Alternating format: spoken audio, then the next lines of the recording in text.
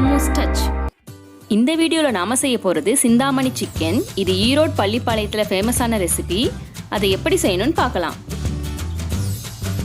அதுக்கு சிக்கனை இது மாதிரி சின்ன சின்ன பீசஸாக கட் பண்ணி வாங்கிக்கோங்க. அதை மஞ்சத்தூள் போட்டு நல்லா வாஷ் பண்ணி தனியாக எடுத்து வச்சுக்கோங்க.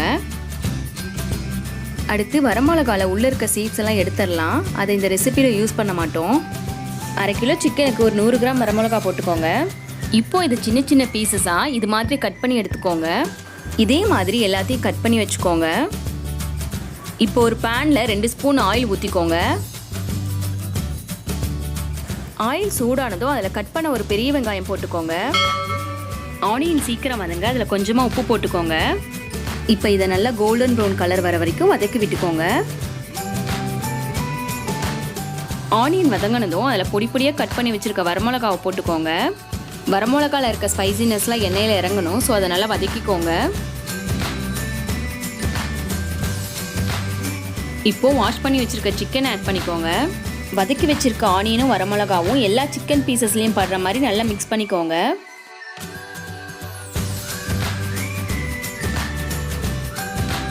இப்போ கொஞ்சமாக மஞ்சத்தூள் போட்டு நல்லா கலந்து விட்டுக்கோங்க. இந்த டிஷ்ஷுக்கு நம்ம தண்ணி எதுவும் சேர்த்த மாட்டோம். சிக்கனில் இருந்தே தண்ணி வரும். அதுலேயே சிக்கன் வேகும் போது தான் இந்த டிஷ் இன்னும் நல்லா டேஸ்ட்டாக இருக்கும். இதை மூடி போட்டு ஒரு 5 நிமிஷம் குக் பண்ணிக்கோங்க.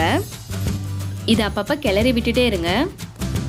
இப்போ 5 நிமிஷம் ஆயிடுச்சு. ஓப்பன் பண்ணி பார்க்கலாம். பாருங்கள், சிக்கன்லேருந்து எவ்வளோ தண்ணி வந்திருக்கு. அதுலேயே சிக்கன் ஆஃப் குக் ஆகிடுச்சு. இப்போ ஒரு ஸ்பூன் மிளகாத்தூள் போட்டுக்கோங்க. இந்த டிஷ் கொஞ்சம் ஸ்பைஸியாக தான் இருக்கும். உங்களுக்கு வேணும்னா மிளகாத்தூள் போட்டுக்கோங்க, இல்லாட்டி ஸ்கிப் பண்ணிடுங்க. இந்த டிஷ்ஷை செய்யறதுக்கு அதிகமாக எந்த இன்க்ரீடியன்ஸும் யூஸ் பண்ண மாட்டோம். பட் டேஸ்ட் ரொம்ப நல்லாயிருக்கும். கண்டிப்பாக ட்ரை பண்ணி பாருங்கள். இதை மூடி போட்டு ஒரு 5 நிமிஷம் குக் பண்ணிக்கோங்க. சிக்கன் நல்லா வெந்து அதில் இருக்க தண்ணிலாம் சுண்டணும். 5 நிமிஷம் ஆயிடுச்சு. இப்போ நம்ம பார்க்கலாம். பாருங்கள், தண்ணிலாம் சுண்டி சிக்கன் நல்லா குக் ஆகிடுச்சு.